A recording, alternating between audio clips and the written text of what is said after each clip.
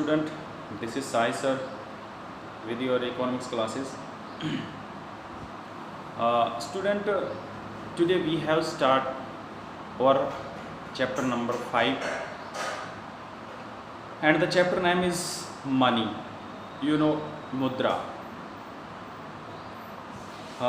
मुद्रा आप सभी लोग जानते हैं कि मुद्रा क्या होती है,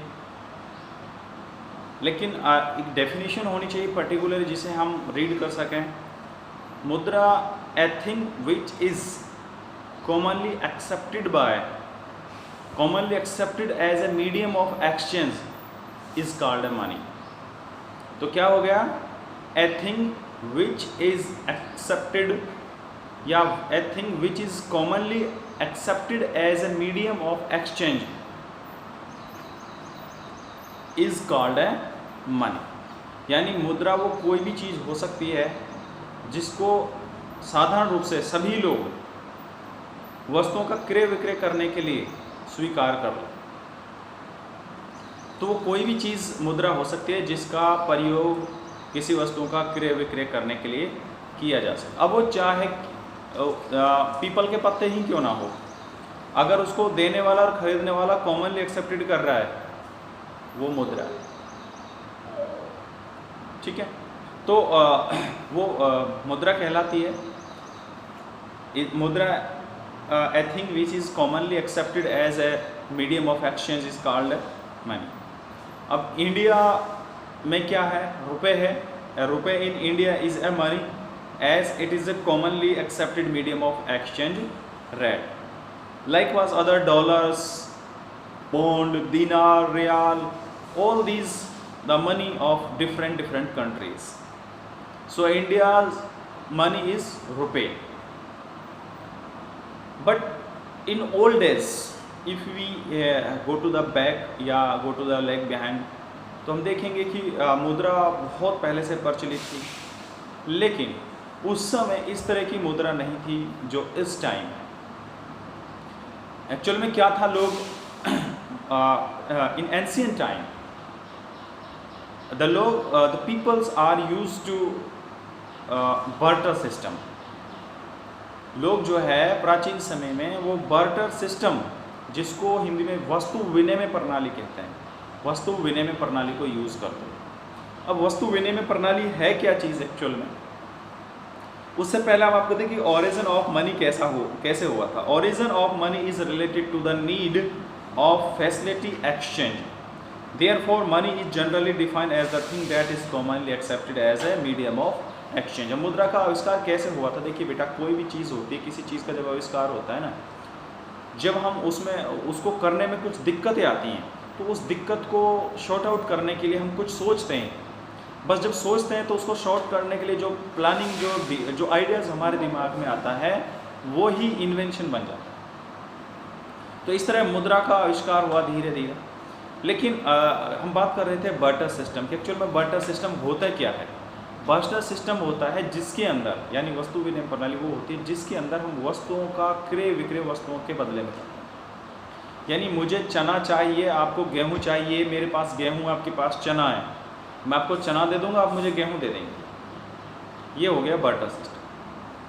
अब मुद्रा का कोई रोल नहीं है यहाँ पर, क्योंकि ऐसा कोई चीज़ ही नहीं थी जिसके बारे में हम कहें कि भाई ये ले लो, आप मुझे दे दो, इस समय कहीं भी कुछ चीज़ खरीद सकता हूँ. ऐसा नहीं था.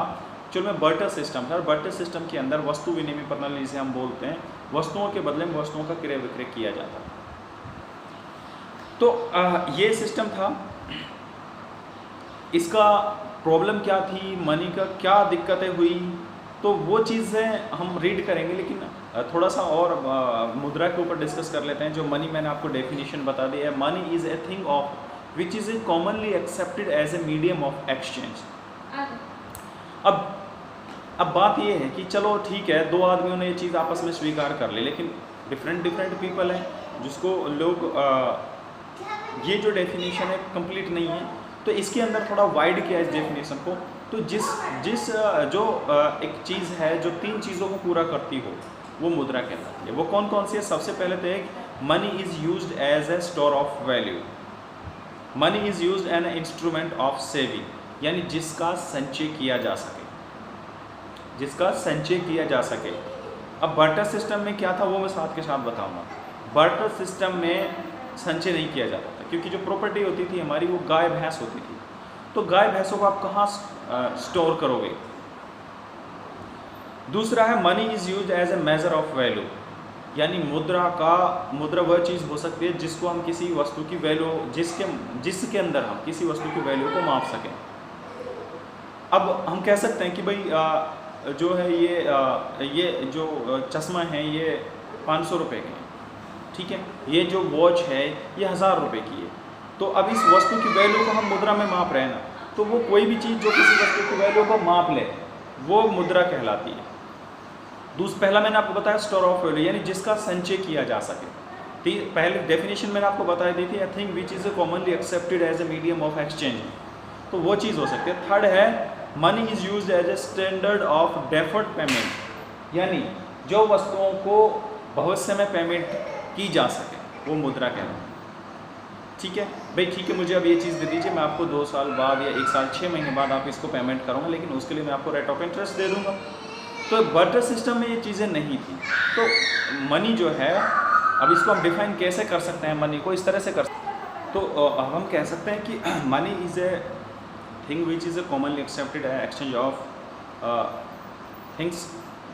मनी इज़ कह सकते हैं a thing of which is commonly accepted as a medium of exchange. दूसरा उसके अंदर 3 चीज़ें होनी चाहिए। Thought initially invented a medium of exchange, gradually money found its other use as well. कौन सी हैं? First of all store of value, measured of value and standard deferred of payment. तो वो चीज़ मुद्रा कहलाती है। ठीक है, अब बार्टर सिस्टम की जब हम बात कर रहे हैं, तो barter system of exchange is a system in which goods are exchange for goods. Goods are exchange for goods, यहाँ जिसमें के अंदर वस्तुओं के बदले वस्तुओं का क्रय विक्रय किया जाता है उसे हम वस्तु विनिमय प्रणाली कहते हैं। इंग्लिश में हम उसको बार्टर सिस्टम कहते हैं। ठीक है, तो ये जो बार्टर सिस्टम प्रचलित था इन एंशिएंट पीरियड में, एंशिएंट टाइम। लेकिन अब इसमें क्यों इसकी ज़रूरत पड़ी, मुद्रा की क्यों ज़रूरत पड़ी, तो इसके कुछ ड्रॉबैक थे। अब आपसे क्वेश्चन 4 नंबर में भी पूछ सकता है कि what is the drawback of barter system. ठीक है, why barter system is replaced by money, उसकी जगह मुद्रा का इसका क्यों अपना लिया गया। ठीक है, तो क्या ड्रॉबैक है? सबसे पहले डबल कोइंसाइडेंस ऑफ वाटर, यानी following are the principal drawback of barter system. First of all है डबल कोइंसाइडेंस ऑफ वाट्स। सबसे पहली प्रॉब्लम ये थी कि हम बार्टर सिस्टम तभी कर सकते थे जब दोनों के पास डबल कोइंसाइड वांट्स हो, यानी जो चीज़ मेरे पास हो उसकी ज़रूरत आपको हो और जो चीज़ आपके पास एक्सेस है उसकी ज़रूरत मुझे हो, तभी ये पॉसिबल था। अब ऐसा मिलना बहुत मुश्किल था ना। हो सकता है मुझे गेहूं की ज़रूरत है लेकिन आपके पास गेहूं और आपको घी की ज़रूरत है, वो घी मेरे पास नहीं है, तो हमारा सौदा नहीं होता था। तो पहली प्रॉब्लम, सबसे बड़ी प्रॉब्लम तो ये थी कि एक ही टाइम में ये दिक्कतें नहीं थी। अब मुद्रा क्या है, तेरे पास चना है, मेरे पास गेहूं है, तुझे चने की ज़रूरत, गेहूं की ज़रूरत नहीं है, तो मैंने गेहूं मार्केट में बेच दिया और आपसे चना परचेज कर ली। तो ये डबल कोइंसाइड ऑफ वांट्स थी। दूसरा था lack of common unit of value. दूसरी बात थी कि सभी वस्तुओं की जो वैल्यू अलग अलग होती थी। अब अगर हमें भैंस लेनी है तो उसके बदले में हम बकरी दे देते थे, तो बकरी और भैंस की जो वैल्यू है वो डिफरेंट है। तो यहाँ पर वो चीज़ें दिक्कत थी।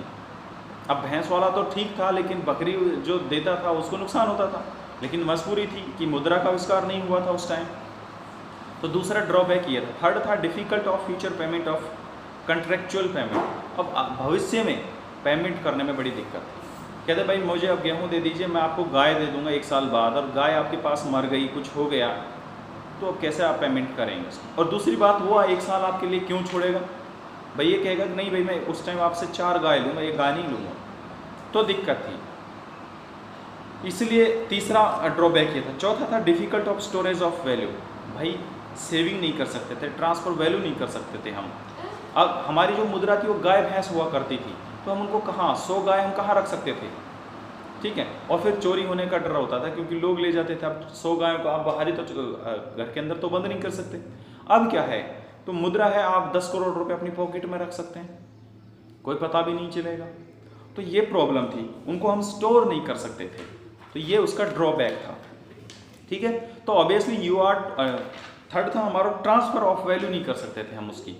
तो obviously you are transfer to goods which again is a difficult task beside being expensive evolution of money has made storage and transfer of value much easier. यानी जब से हम मुद्रा का आविष्कार हुआ है अब वो चीज़ें हम आसानी से स्टोर कर सकते हैं। तो ये सारी चीज़ें थी हमारी जो हमने आज पढ़ा कि मुद्रा क्या है, उसको हम कैसे माप सकते हैं, क्या डेफिनेशन है उसकी। दूसरा बार्टर सिस्टम जो इंपॉर्टेंट क्वेश्चन है, definition of barter system and the drawback of barter system.